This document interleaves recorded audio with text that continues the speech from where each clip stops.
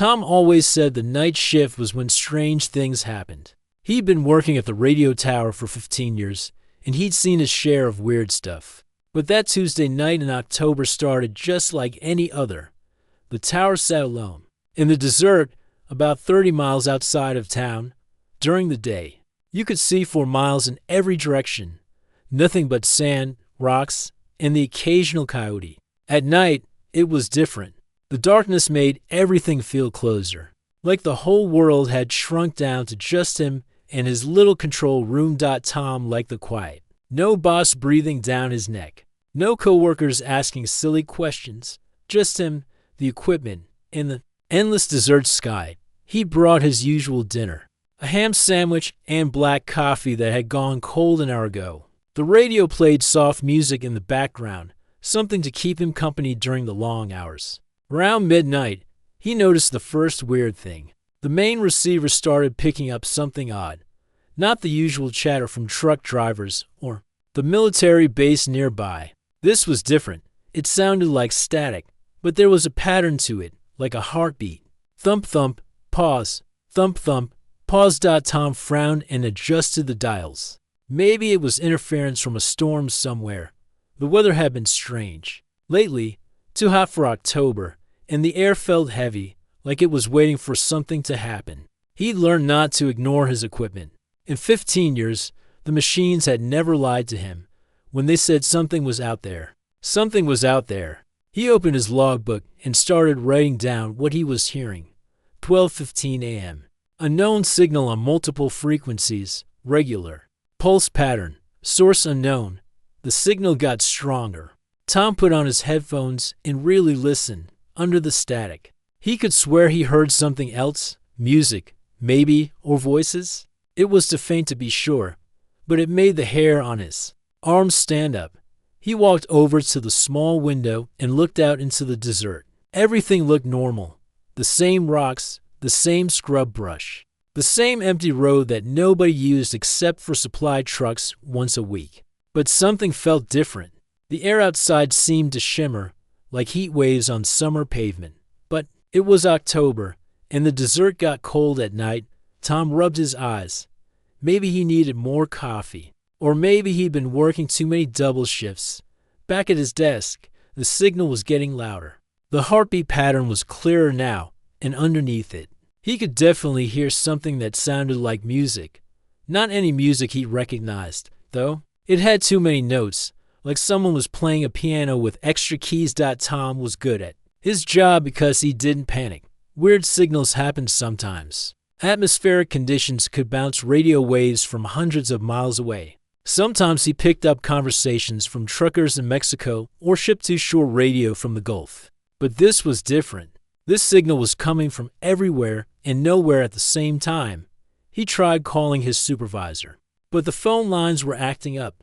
All he got was static that matched the rhythm from the radio. Thump thump, pause, thump thump, pause.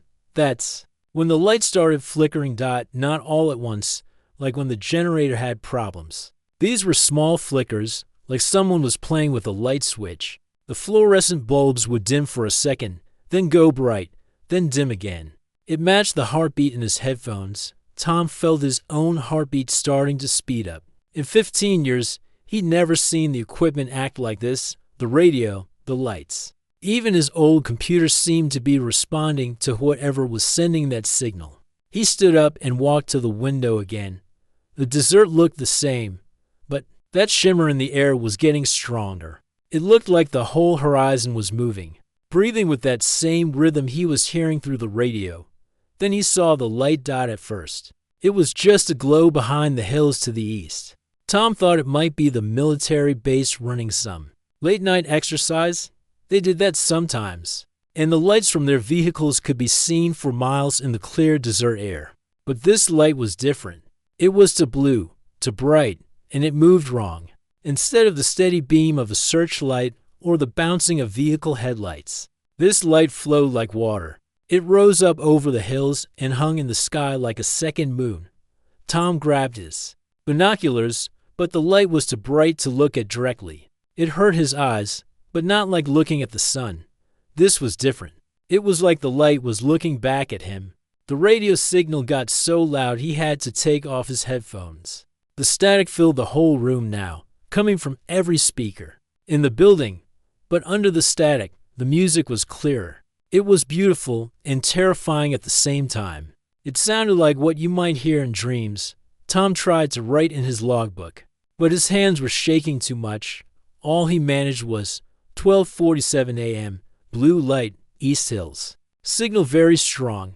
Something coming. The light started moving toward the tower. It didn't fly like a plane or helicopter. It moved like it was swimming through the air, smooth and silent. As it got closer, Tom could see it wasn't just one light. It was thousands of tiny lights all moving together like a school of fish made of stars. Then, as suddenly as it had started, everything stopped. The radio went silent. The lights stopped flickering. The blue glow disappeared, leaving the desert darker than before. Even the normal night sounds, the distant howl of coyotes, the whisper of wind through the scrub brush, everything went quiet. Tom stood in the middle of his control room, surrounded by dead silent equipment, wondering if he'd imagined the whole thing. But his logbook was real, and his shaking hands were real. And the coffee mug that had somehow fallen off his desk was real too. He looked at the clock. 1:08 a.m., only an hour had passed, but it felt like his whole life had changed. In that time, something was out there in the desert, and whatever it was, it knew about the radio tower. It knew about him. Tom walked back to the window and pressed his face against the glass. The desert looked normal again, but he couldn't shake the feeling that something was watching him, waiting for him. The night was still young, and he had 6 more hours until sunrise. He picked up his coffee mug and sat back down at his desk. His hands had stopped shaking, but his heart was still beating fast. He opened his logbook to a fresh page and wrote, 1:10 a.m., all quiet, waiting. Outside, the desert held its breath. Tom sat in the quiet control room, staring at his equipment. Everything had gone back to normal. But normal didn't feel normal anymore. The coffee in his mug was cold, and he couldn't remember when he'd last taken a sip. His hands kept reaching for the radio dials, checking and double-checking that everything was working right. 20 minutes passed like 20 hours. Tom tried to focus on his routine checks, but his mind kept going back to that blue light. Had it really happened? The logbook said yes, written in his own shaky handwriting, but his rational mind kept trying to find explanations. Maybe it was a weather balloon. Maybe the military was testing something new. Maybe he'd been working too many night shifts and his brain was playing tricks on him. He was reaching for his sandwich when he heard it. Footsteps on gravel. Tom froze with his hand halfway to the plate. The radio tower was in the middle of nowhere. The nearest road was 5 miles away, and he would have seen headlights from any vehicle long before it reached the tower. But there it was again, the distinct crunch of boots on the small stones around the building. Slow, deliberate steps, not hurried like someone lost or in trouble, just walking, like someone taking an evening stroll through the desert. Tom's heart started beating fast again. He quietly pushed his chair back and moved to the window. The glass was old and scratched, making it hard to see clearly in the darkness. He cupped his hands around his eyes and pressed against the glass. Nothing. Just empty desert stretching in every direction. But the footsteps continued. They were walking around the building now, circling the tower like someone was looking for something, or someone was looking for a way in. Tom grabbed his flashlight from the desk drawer. It was a big, heavy thing that could light up half the desert. He'd never had to use it for protection before, but right now it felt good in his hands. Solid, real. The footsteps stopped right outside the main door. Tom held his breath and listened. The desert was never completely quiet. There were always small sounds, wind through the equipment, the distant hum of power lines. But now everything was silent except for his own heartbeat pounding in his ears. A soft knock on the door made him jump. Not a bang or a pound like someone in distress might make. Just 3 gentle knocks, like a neighbor stopping by for a chat. But Tom didn't have any neighbors for 30 miles. He stood there, flashlight in hand, staring at the door. Should he answer it? Should he pretend he wasn't there? What if someone Really needed help? Another 3 knocks, a little louder this time. Tom's training kicked in. He was supposed to help people in emergencies. Lost hikers, broken down vehicles, medical problems. Part of his job was being a contact point for people in trouble in this remote area. He walked to the door but didn't open it. Hello? Is someone there? Yes. The voice was clear and came from right outside. A woman's voice, calm and pleasant. I need to speak with you, Tom. His blood went cold. She knew his name. Nobody was supposed to know he was here tonight. The duty roster wasn't public information, and he hadn't told anyone about his shift change. How do you know my name? He called through the door. I've been looking for you specifically. May I come in? It's important. Tom's hand was on the door handle, but he couldn't bring himself to turn it. Everything about this felt wrong. People didn't just walk 30 miles through the desert at night to have conversations. People didn't know his name when he'd never seen them before. Who are you? How did you get here? My name is difficult to say in your language. You can call me Lyra, and I walked here from over there. There was a pause, from much further than you might think. Something about her voice made Tom's skin crawl, but not in a bad way. It was too perfect, too clear, like listening to a recording of the world's best singer. But knowing that no human voice could really sound that good, I don't open the door for strangers in the middle of the night, Tom said. Nothing personal. But this is a secure facility. I understand your caution. But Tom, you've been listening to my signals for the past hour. I've been trying to reach you specifically. The radio transmissions. The lights you saw, that was me calling to you. Tom's flashlight suddenly felt very small in his hands. That's impossible. Many things that are real seem impossible at first. Please, I need to show you something important. Something that will change how you see the world. Against every instinct screaming in his head, Tom found his hand turning the door handle. There was something about her voice that made him trust her, even though his brain was telling him to run. The door swung open, and Tom's world changed forever. She stood in the doorway like she'd been waiting there all her life. Tall, maybe 6 feet, with skin that seemed to glow with its own soft light. Her hair was long and moved even though there was no wind. But it was her eyes that made Tom's breath catch in his throat. They were too big for a human face, and they held depths that seemed to go on forever. Golden color, like looking into a sunset, but with tiny points of light that moved like stars. When she looked at him, Tom felt like she could see every thought he'd ever had, every dream he'd forgotten, every fear he'd tried to hide. Hello, Tom, she said, and her voice carried harmonies that made the words feel like music. Thank you for opening the door. Tom tried to speak but couldn't make any sound come out. His brain was trying to process what he was seeing, but it was like trying to understand a language he'd never heard before. She looked human, but wrong in ways he couldn't explain. Too perfect, too graceful, to everything. You're not human. He finally managed to whisper. No, she said simply. I'm not, but I've been watching your kind for a long time, listening to your radio signals, your music. Your voice is calling out into the darkness, and your voice, Tom, your signal has been the clearest of all. She stepped into the control room without being invited, moving like she was floating just above the floor. Everything about her seemed impossible, but she was right there in front of him, real as the equipment around them. I know this is frightening, Lyra said, her golden eyes never leaving his face. Your mind is trying to make sense of something it was never designed to understand. But I need you to listen to me, Tom. I need you to hear what I have to say. Tom managed to nod. Though he still couldn't speak, part of him wanted to run screaming into the desert. But a bigger part of him, a part he didn't even know existed, wanted to hear every word she had to say. I've traveled very far to find you, she continued, farther than you can imagine. And I've come here tonight to offer you something that no human has ever been offered before. She moved closer, and Tom could smell something like rain on summer, earth mixed with ozone and starlight. But first, you need to understand why I chose you. Why? Out of all the billions of humans on your planet, I've been calling specifically to you. Tom found his voice again, though it came out as barely more than a whisper. "Why me?" Lyra smiled. "And it was like watching the sun rise. Because, Tom Rodriguez, you're the only one who's been listening back."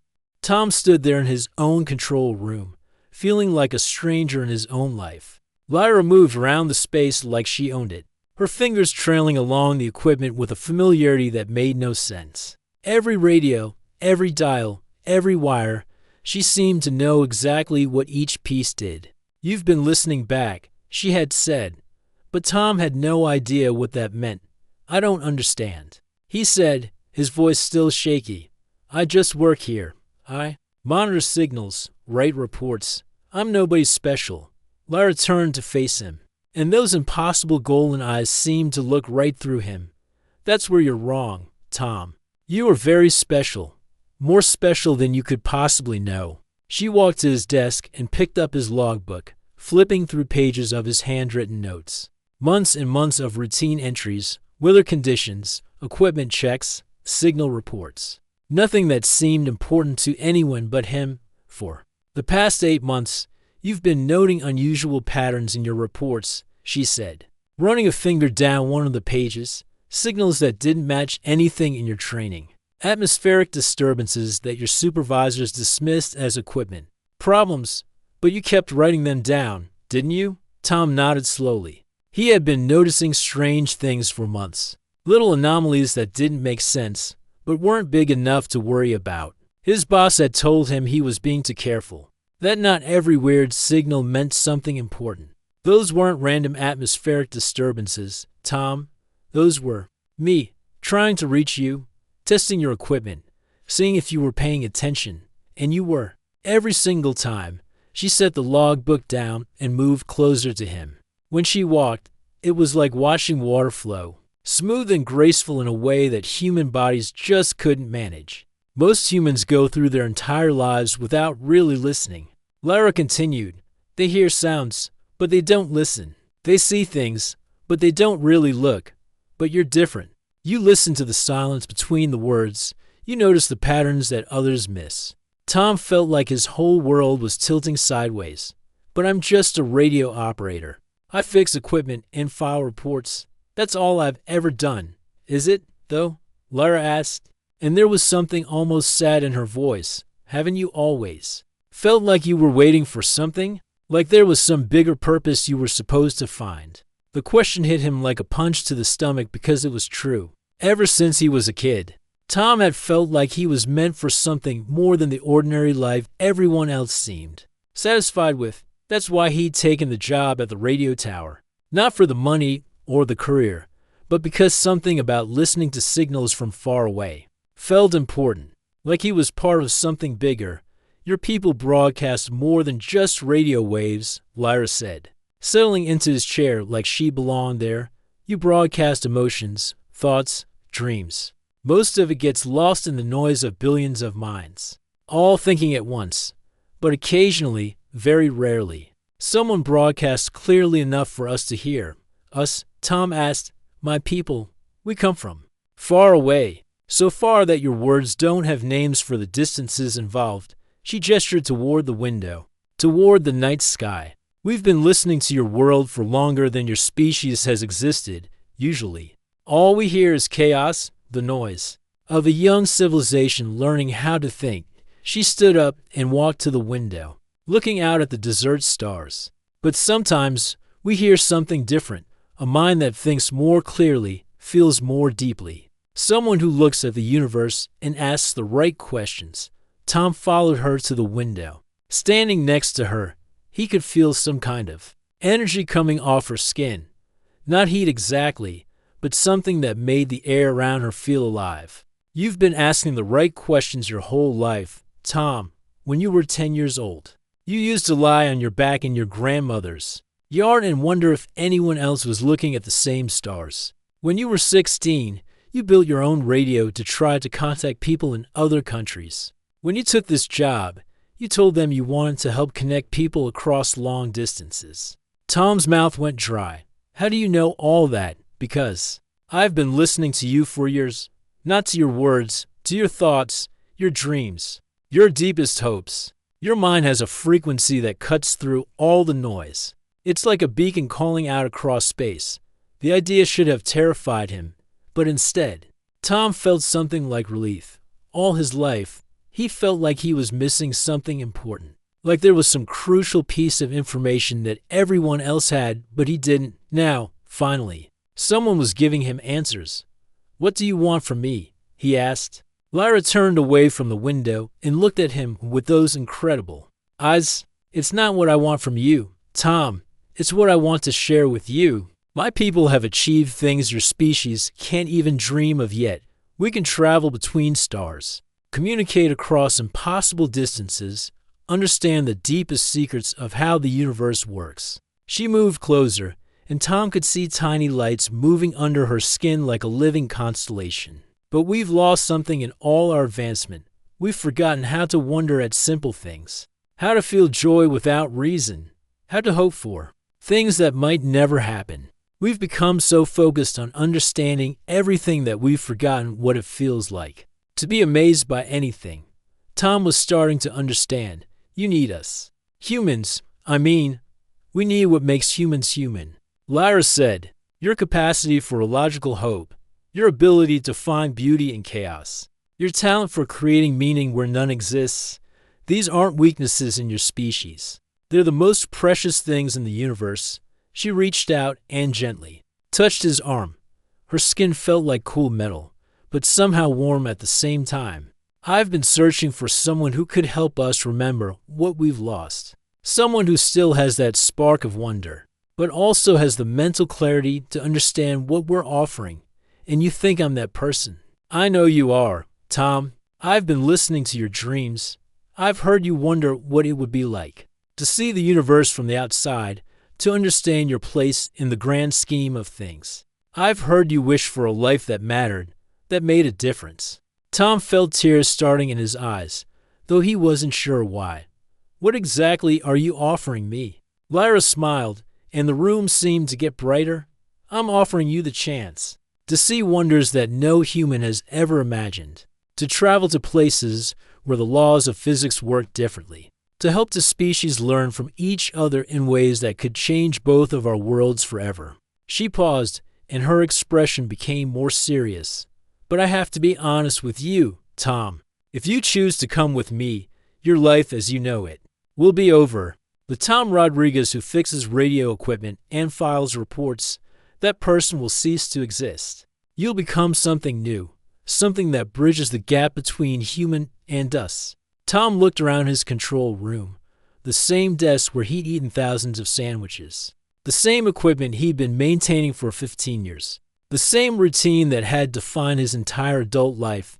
It was comfortable, predictable, safe, but it had never felt like enough. "How long do I have to decide?" he asked. "As long as you need," Lyra said. "But Tom, I need you to understand something. I didn't come here just for my people. I came here for me. I've been alone among my kind for longer than your entire civilization has existed. You're not just a bridge between our species. You might be the key to saving us all from a kind of emptiness that's worse than death." She moved closer, close enough that he could see his own reflection in those golden eyes. "You're all I want in this vast, cold universe," she whispered. "Please, don't send me back to the emptiness alone." Tom stared at Lyra, trying to process everything she'd just told him. The control room felt smaller now, like the walls were closing in. Outside, the desert stretched endlessly in all directions. But somehow that vast emptiness felt less overwhelming than the choice she was offering him. "I need to understand what you're really asking," Tom said, his voice steadier than he felt. "You want me to leave Earth forever?" Lyra nodded slowly. "Not just leave Earth, Tom.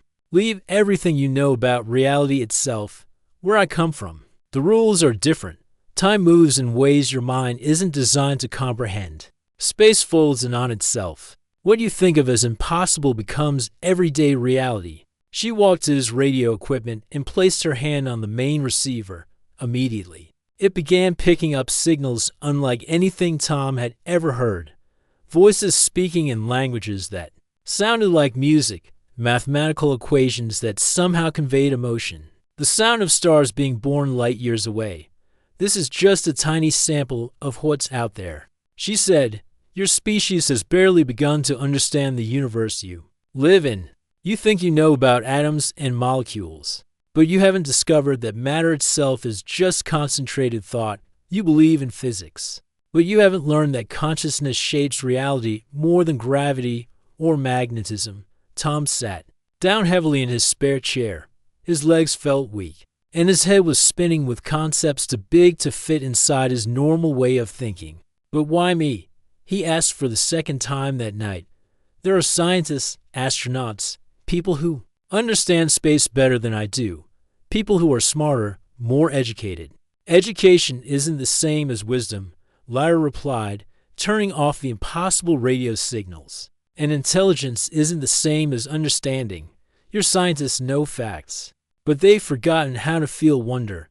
Your astronauts can travel to space, but they can't hear the songs that planets sing to each other. She sat on the edge of his desk, and Tom noticed that she didn't disturb any of the papers there. It was like she had no real weight, like she was more idea than substance. My people made the same mistake yours are making now, she continued. We became so focused on learning everything that we stopped experiencing anything. We can travel faster than light, but we've forgotten why anyone would want to. We can live forever, but we've lost the ability to feel truly alive. Tom thought about his own life. 15 years of the same routine, the same small apartment in town, the same frozen dinners and weekend television shows. Had he been truly alive or just going through the motions? What would happen to my family? He asked. My job, everyone would think I just disappeared. Time works differently where I'm from, Lyra said gently. What feels like yours to you might be minutes in your timeline, or it might be centuries. The relationship between cause and effect isn't linear once you leave your dimension. She reached into what looked like empty air and pulled out something that made Tom's eyes water. To look at directly, it was like a crystal, but it had too many sides, and each side showed a different scene. He could see Earth from space, but also from inside the planet. He could see his own apartment, but also versions of his apartment that existed in other realities. This is a probability viewer, Lyra explained. It shows different potential futures based on the choices people make. Would you like to see what happens if you stay here? Tom nodded, even though he wasn't sure he wanted to know. The crystal shifted, and he could see himself in 5 years, 10 years, 20 years, still working at the radio tower, or maybe at a similar job in the city, growing older, more tired, watching the world change around him while he stayed the same. He saw himself retiring, spending his final years wondering what might have been if he'd taken more chances, if he'd been braver, if he'd listened to the voice inside him that had always whispered about bigger possibilities. And if I come with you, he asked quietly. The crystal changed again, and Tom saw glimpses of wonders beyond imagination. Cities that existed in the spaces between atoms, beings of pure light who communicated through color and music, planets where gravity flowed upward and time moved backward, and through it all, he saw himself, older, wiser, but somehow more alive than he'd ever been on Earth. But he also saw the price. He watched himself struggling to remember what it felt like to be human. He saw moments of profound loneliness as he tried to explain concepts that had no words in any Earth language. He saw himself becoming something beautiful and powerful, but also something that could never again call any one place home. It's not an easy choice, Lyra said, making the crystal disappear. I won't lie to you about that. Coming with me means giving up everything familiar, everything safe. You'll see wonders that will change your soul, but you'll also face challenges that will test every part of who you are. Tom stood up and walked to the window again. The desert looked so peaceful, so simple, just sand and rocks and the occasional coyote. Easy to understand, easy to predict. But now that he knew what else was out there, the desert also looked small, limited. What about you? He asked. What do you get out of this for the first time since she'd arrived? Lyra looked vulnerable. The confidence in her golden eyes wavered, and Tom could see something like fear there. I get hope, She said simply, "My people are dying." Tom, not from disease or war, but from a kind of spiritual emptiness that's eating us from the inside. We've become so advanced that we've forgotten what it means to be truly alive. We need someone who still remembers how to laugh for no reason, how to find beauty in imperfection, how to hope for impossible things. She moved closer to him, and he could see his own reflection multiplied infinitely in her eyes. But more than that, I get companionship. I've been alone among my own kind for longer than your entire species has existed. I've been searching for someone who could understand both worlds, mine and yours. Someone who could help me remember what it feels like to truly connect with another being. Tom felt his heart racing. "You're asking me to save your entire species. I'm asking you to save me," she said quietly. "And maybe, if we're successful, we can save both our peoples from becoming something less than what they could be." The weight of the decision pressed down on Tom like a physical force. Everything he'd ever known, everyone he'd ever cared about, his entire understanding of reality, all of it would change if he said yes. But if he said no, he'd spend the rest of his life knowing he'd turned down the greatest adventure in human history. "How long do I have to decide?" he asked. "The window between our dimensions won't stay open much longer," Lyra said. "If I'm going to take you with me, it has to be tonight, in the next few hours." Tom looked at his watch, 2:30 a.m., just a few hours ago. His biggest concern had been whether he'd remembered to bring enough coffee for his shift. Now he was being asked to choose between the life he knew and a future beyond imagination. "I need some time to think," he said. Lyra nodded. "Of course.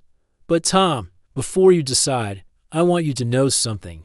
I didn't just choose you because of your abilities or your potential. I chose you because when I listen to your thoughts, I hear something I haven't heard in centuries of searching." "What's that?" She smiled, and for a moment, she looked almost human. "I hear someone who's been waiting his whole life for this exact moment. Someone who's been preparing for an adventure he didn't even know was coming." She moved toward the door, then paused. "I'll be outside when you're ready to give me your answer. But remember, Tom, some opportunities only come once in a lifetime. And some opportunities only come once in the lifetime of the universe itself." With that, she stepped out into the desert night, leaving Tom alone with the biggest decision any human had ever faced. Tom stood alone in his control room, surrounded by the familiar hum of equipment that had been his world for 15 years. The coffee maker gurgled in the corner. His half-eaten sandwich sat on the desk next to reports he'd never finished filing. Everything looked exactly the same as it had 4 hours ago, but Tom felt like a completely different person. He walked to his desk and picked up his phone. For a moment, he considered calling his sister in Phoenix or his old friend Jerry from high school. What would he say? "Hey, I'm thinking about leaving Earth with an alien woman to help save her dying civilization." They'd think he'd finally cracked under the pressure of too many lonely night shifts. But as he held the phone, Tom realized something. He couldn't think of anyone who would really miss him if he disappeared, not because people didn't care about him, but because he'd spent his whole life keeping everyone at arm's length. Always polite, always helpful, but never really letting anyone get close enough to matter. His sister would worry for a while, then move on with her busy life. His coworkers would hire someone new and forget about him within a month.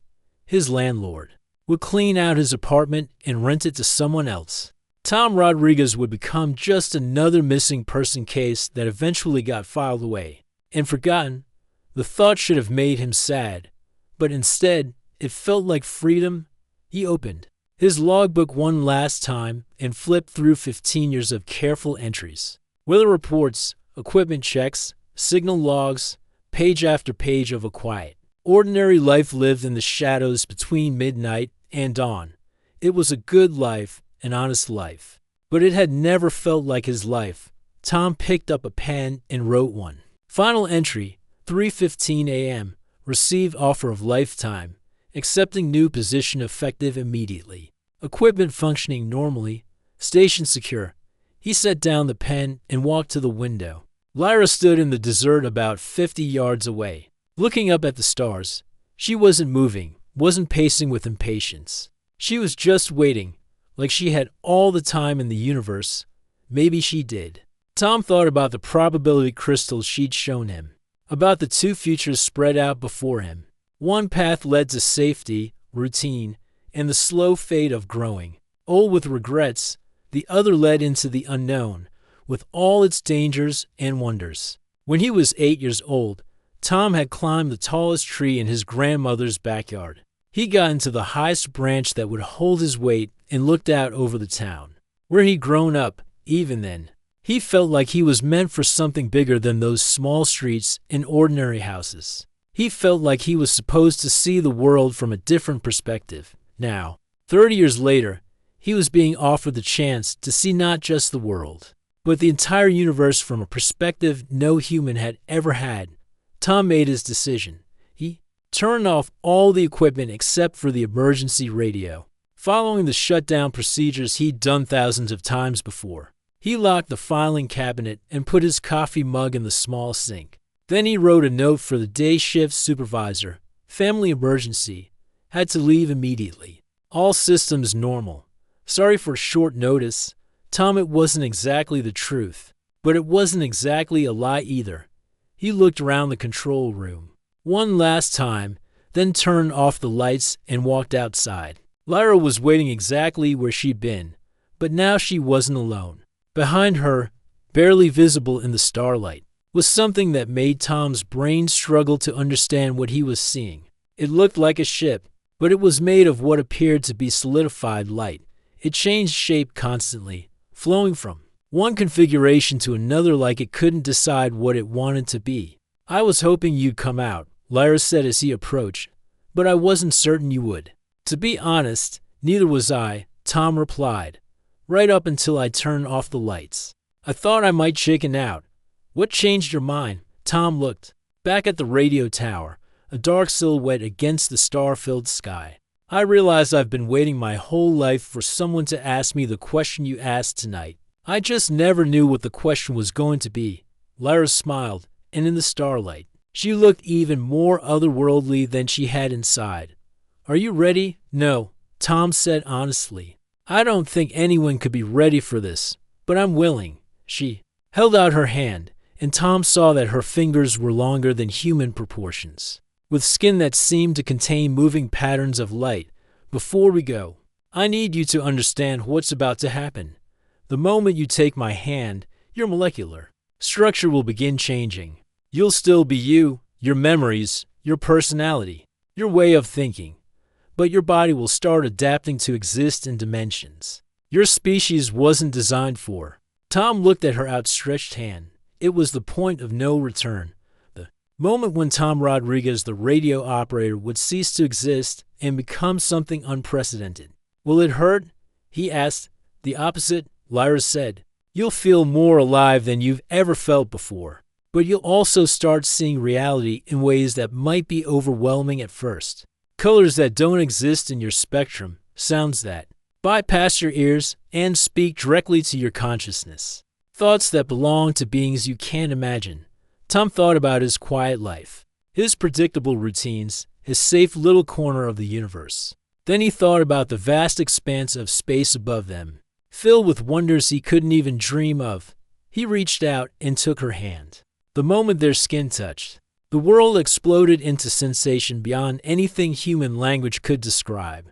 Tom felt his consciousness expand like a balloon being inflated, stretching to encompass thoughts and experiences that belonged to minds scattered across the galaxy. For a terrifying, wonderful moment, he was everyone and no one, everywhere and nowhere. He felt Lyra's loneliness. Centuries of searching for someone who could understand her existence between worlds. He felt the collective emptiness of her people, being so advanced they'd forgotten what it meant to feel joy, and underneath it all, he felt his own life from her perspective, a small, bright signal of hope calling out across impossible distances. When the sensation faded, they were no longer standing in the New Mexico desert. They were on what appeared to be a platform made of crystallized starlight, suspended in space with Earth hanging below them like a blue marble against the cosmic dark. Tom could see the continents, the swirling clouds, the the thin atmosphere that held all of human history. "It's beautiful," he whispered, and he was surprised to hear that his voice carried harmonics now. Music woven through the words. "You're seeing it with new eyes," Lyra said, "eyes that can perceive the energy fields around living worlds, the songs that planets sing to their stars." Tom looked down at himself and gasped. His skin held the same subtle luminescence as Lyra's, and when he moved, he could see trails of light following his hands. He was still Tom Rodriguez, but he was also something more now, something that belonged to the space between stars. "What happens now?" he asked. "Now we begin." Lyra said, "You're going to help my people remember what it means to be alive, and they're going to help you understand what it means to be truly human. Together, we'll create something neither of our species could achieve alone." She gestured toward the crystalline ship, which had reconfigured itself into something that looked like a flower made of liquid starlight. "But first, let me show you the wonders that await us. Let me show you what you've gained by choosing courage over comfort." As they walked toward the ship, Tom took one last look at Earth. Somewhere down there, his replacement would arrive at the radio tower in a few hours and find an empty station with a brief note. There would be questions, searches, investigations that would never find answers. But Tom no longer felt sad about leaving his old life behind. He found something he'd been searching for without even knowing it, a purpose that was bigger than himself, a connection that transcended the boundaries of species and worlds. 3 months later, amateur radio operators across the southwestern United States began picking up strange transmissions on frequencies that shouldn't have existed. The signals came in bursts, always lasting exactly 15 seconds, always containing the same message repeated in multiple languages. The message was simple. "This is Tom Rodriguez, formerly of Earth. I want everyone to know that we are not alone in the universe, and more importantly, we are not forgotten. The signals you're hearing are proof that human courage and alien wisdom can create something beautiful together. Keep listening to the stars, keep hoping for the impossible, and remember that sometimes the greatest adventures begin with the willingness to say yes to the unknown." The transmissions always ended the same way, with what sounded like two voices harmonizing in a song that had no words, but somehow conveyed a message of hope and wonder that made listeners feel, just for a moment, like they were part of something infinitely larger than themselves. Tom Rodriguez had found his place in the universe, and the universe had gained something it had been missing for far too long.